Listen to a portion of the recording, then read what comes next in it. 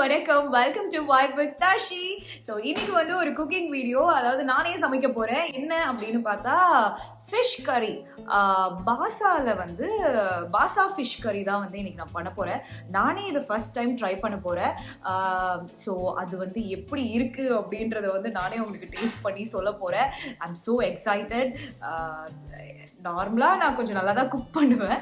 So இந்த வாட்டி வந்து பாசாவில் வந்து ஃபிஷ் கறி எப்படி இருக்குது, ஏன்னா இந்த கோவா போகும்போது எல்லாமே வந்து நிறைய வந்து பாசாவில் தான் வந்து ஃபிஷ்லாம் பண்ணுவாங்க.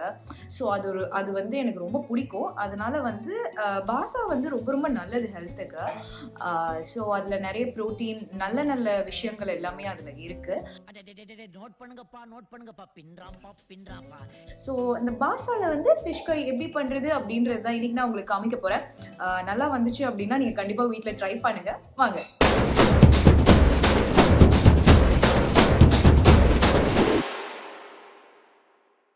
ஸோ ஃபர்ஸ்ட் இந்த பாசா ஃபிஷ் கறிக்கு வந்து இந்த பாசா ஃபிஷ்ஷை வந்து கியூப்ஸாக வந்து நான் வந்து கட் பண்ணி வச்சுருக்கேன். இதை வந்து நம்ம வந்து மேரினேட் பண்ணி ஃப்ரை பண்ணி எடுத்துக்க போகிறோம். ரொம்ப ஷாலோ ஃப்ரை மாதிரி இல்லாமல் நார்மலாக வந்து ஃப்ரை பண்ணி எடுத்து வச்சுக்க போகிறோம். ஸோ அதுதான் நான் வந்து ஃபர்ஸ்ட் பண்ண போகிறேன். சில்லி பவுடர், அதுக்கப்புறம் சால்ட், அவ்வளோதான். இது ரெண்டத்தை போட்டு நல்லா மிக்ஸ் பண்ணிட்டு அதுக்கப்புறமா வந்து நம்ம வந்து ஃப்ரை பண்ணி எடுக்க போறோம். பவுடர், அதுக்கப்புறம் கொஞ்சம் பெப்பர் பவுடர், மறந்துட்டேன், பெப்பர் பவுடரும் போடணும் கொஞ்சமா. எல்லாமே வந்து கை அளவு தான், இவ்வளவுதான் போடணும் அப்படிலாம் எனக்கு தெரியாது. அதனால வந்து தெரியாது இல்லை, எனக்கு சொல்ல தெரியாது. எவ்வளோ யோசிக்க வேண்டியிருக்கு பார்த்தீங்களா.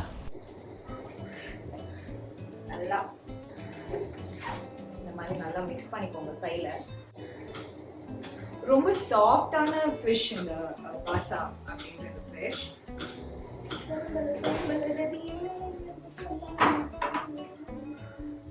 ஓகே, இதை வந்து இப்போ வந்து மேரினேட் பண்ணி வச்சிட்டோம். அதுக்குள்ள நம்ம என்ன பண்ணலாம் அப்படின்னா, ஃப்ரை பண்ணுவோமா இல்லை குழம்பு வைக்கலாமா? பூரியா பொங்கலா? ஃப்ரை பண்ணிடலாம். ஃப்ரை பண்ணி எடுத்து வச்சுட்டு அதுக்கப்புறமா வந்து நம்ம வந்து குழம்பு வைக்கலாம். அண்ட் இது ரொம்ப ஊறணும் அப்படின்லாம் கிடையவே கிடையாது.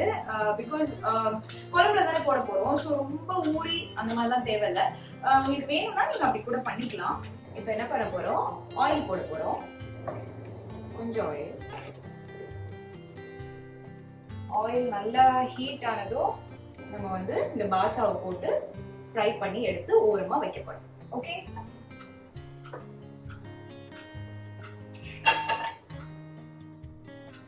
இதுல ஒரு பீஸா வந்து இதுல போடுறோம். எனக்கு ஒரு கெட்ட பழக்கம் இருக்கு, என்ன தெரியுமா? சமைக்கும் போது ஏதாவது ஒண்ணு எடுத்து போட்டேன்னா போய் வந்து ஹேண்ட் வாஷ் பண்ணிட்டே வந்துட்டே இருப்பேன். அது வந்து எனக்கு அது ஒரு பழக்கம். அது வந்து மாத்தவே முடியாது. இங்க பாருங்க, ஃப்ரேம் இவ்வளவுதான் வச்சிருக்கேன். இதை விட்டு வெளியே போனீங்கன்னா வெளியே போயிடுவீங்க. இப்ப என்ன பண்றது உள்ள வர்றதுக்கு? Excuse me, May I come in கேட்டு வாங்க. Excuse me, May I come in? அத வாஷ் பண்ணிட்டேன். அதே மாதிரி ரொம்ப பக்கத்துல நின்று குக் பண்ண மாட்டேன். ஏதாவது டப்பு டப்புன்னு வெடிச்சிருச்சுன்னா அதனால ஒரு மீட்டர் டிஸ்டன்ஸ்ல இருந்து குக்கும் பண்ணுவேன். ஆனா நான் குக்கு தான், நம்புங்க. ரெடி ஆயிட்டு இருக்க டைம்ல வந்து என்னென்ன இன்கிரீடியன்ஸ் தேவை அப்படின்றத நான் உங்களுக்கு சொல்றேன். பூண்டு, இந்த மாதிரி பூண்டு வந்து உரிச்சு வச்சுக்கோங்க. அதுக்கப்புறம் வந்து பெப்பர் பவுடர், 3 வெங்காயம், 2 தக்காளி எடுத்திருக்கேன். எல்லாத்தையுமே கிரைண்ட் பண்ணி வச்சிருக்கேன். அது இப்போ வந்து நம்ம நார்மல் இந்தியன் ஃபிஷ் கறி பண்றோம் அப்படின்னா இது கிரைண்ட்லாம் தேவையில்லை. நம்ம வந்து வெங்காயம் தக்காளி போட்டு வதக்கி பண்ணலாம். இது வந்து இந்த கோவா ஸ்டைல்ல இருக்க ஃபிஷ் கறி அப்படின்றனால இந்த மாதிரி வந்து பிளெண்ட் பண்ணி வச்சுக்கிறேன். அதுக்கப்புறம் தேங்காய் பால். கோவால வந்து நிறைய கோகனட் மில்க் தான் எல்லா டிஷ்லயுமே இருக்கும். அதனால வந்து தேங்காய் பால் இதுக்கு வந்து எடுத்துருக்கோம். அதுக்கப்புறம் வந்து புளி வந்து கொஞ்சமா, ரொம்ப புளி இருக்க வேண்டாம், கொஞ்சமா புளி கரைச்சு. மசாலா என்னென்ன அப்படின்னா சால்ட், அதுக்கப்புறம் இந்த பெப்பர் பவுடர், சில்லி பவுடர், அதுக்கப்புறமா வந்து கொரியாண்டர் பவுடர், தனியா தூள், அவ்வளவுதான் மசாலா. மசாலாலாம் வேற எல்லாம் கிடையவே கிடையாது.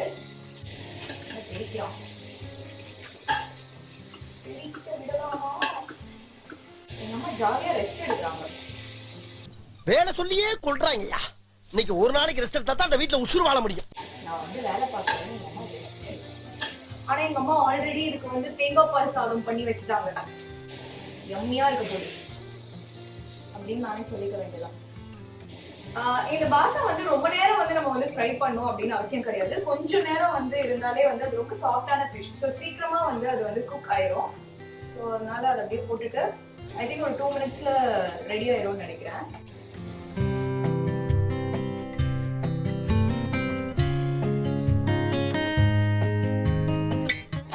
ஓகே, இப்போ வந்து வெங்காயம், அரைச்சு வச்ச வெங்காயம். இதுல எப்படியும் தண்ணி இருக்கும், பிடிப்பான்.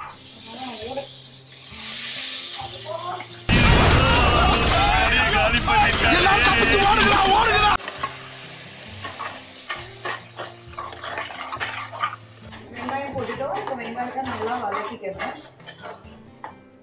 வெங்காயம் சீக்கிரமா வதங்குறதுக்கு உப்பு போட்டுக்கலாம்.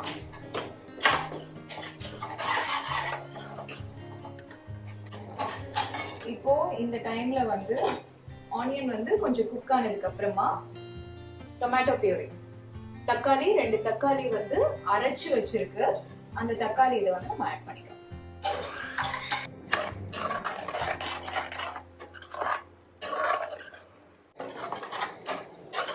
இப்போ இந்த ஸ்டேஜ்ல வந்து மசாலாஸ் ஆட் பண்ண போறேன். நல்லா மிளகாத்தூள் 1.5 டீஸ்பூன், காரத்துக்கு ஏத்த மாதிரி pepper 1/2 teaspoon, coriander powder same 1.5. Already வெங்காயத்துல உப்பு போட்டிருந்தோம். இப்போ இன்னும் கொஞ்சம் சால்ட் ஆட் பண்ணிக்கலாம். வேணும்னா திருப்பி ஆட் பண்ணிக்கலாம். சால்ட் மட்டும் அவசரப்பட்டு ஆட் பண்ண வேண்டாம்.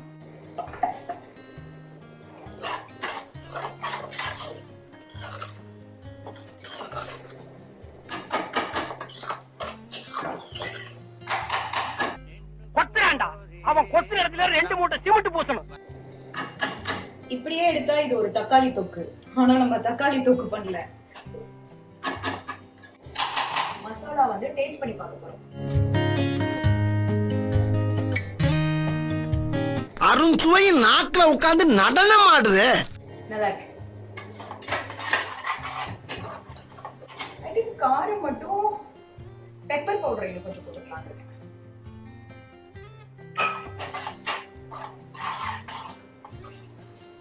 இந்த கிரேவிக்கு எனக்கு வந்து ரொம்ப புளி தேவையில்லை. அதனால வந்து ரொம்ப லைட்டா தான் ஆட் பண்றேன்.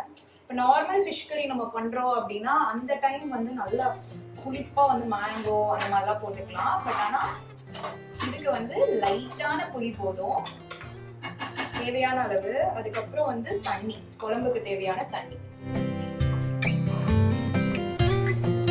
சேர்த்துக்க போறேன். நல்லா சுண்டி வர வரைக்கும் விடுறேன். இதுல நீங்க மசாலாஸ்மே வந்து எக்ஸ்ட்ராவே ஆட் பண்ணிக்கலாம். இப்போ 1.5 டீஸ்பூன் மிளகாத்தூள்னா நீங்க 2 டீஸ்பூன் கூட போட்டுக்கலாம். 2 டீஸ்பூன். அதுக்கப்புறம் வந்து கொரியாண்டர் பவுடருமே நீங்க வந்து ஒரு 2 டீஸ்பூன் போட்டுக்கலாம். லைக் காரம் வந்து நீங்க நிறைய போட்டீங்க அப்படின்னா நியூட்ரலைஸ் ஆயிரும். ஏன்னா நம்ம தேங்காய் பால் ஆட் பண்ண போறோம்ல, அதனால வந்து இந்த குழம்பே பாத்தீங்கன்னா அந்த காரம் தேவை இருக்கவங்க வந்து காரம் வந்து நீங்க எக்ஸ்ட்ரா கூட இந்த ஸ்டேஜ்ல கூட ஆட் பண்ணி நல்லா கொதி வர வரைக்கும் விட்டுறலாம். நல்லா எண்ணெய் எல்லாம் வந்து குழம்பு நல்லா கொதிச்சிருச்சு. ஸோ இப்போ இந்த ஸ்டேஜ்ல நல்லா கிரேவி வந்து திக்கா வந்துருக்கு. தண்ணியா இருந்தா நல்லா இருக்காது. 1 கப் தேங்காய் பால், இது வந்து ஃபர்ஸ்ட் மில்க். ஸோ அதை ஆட் பண்ணுறேன்.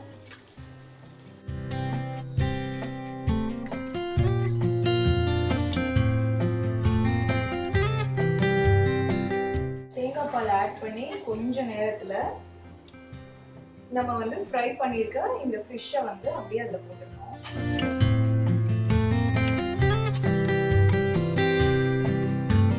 minutes சிம்ல விட்டு கொதிக்கணும். கொதிச்சதுக்கு அப்புறமா நம்ம எடுத்துக்கலாம்.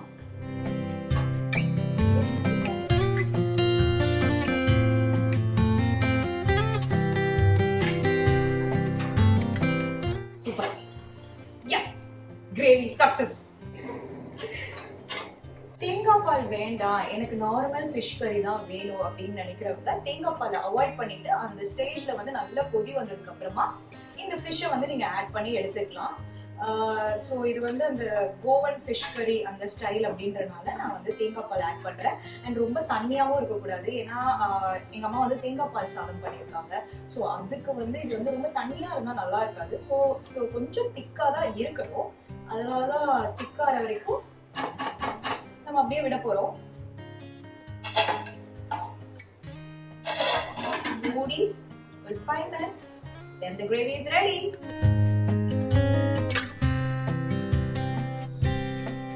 ஃபிஷ் கிரேவி ரெடி ஆயிடுச்சு, சூப்பரா வந்திருக்கு. எங்க அம்மா வந்து தேங்காய் பால் சாதம், பாசா ஃபிஷ் ஃப்ரை பண்ணியிருக்காங்க. ஸோ அது கூட இந்த கிரேவியை நான் ஆட் பண்ண போறேன்.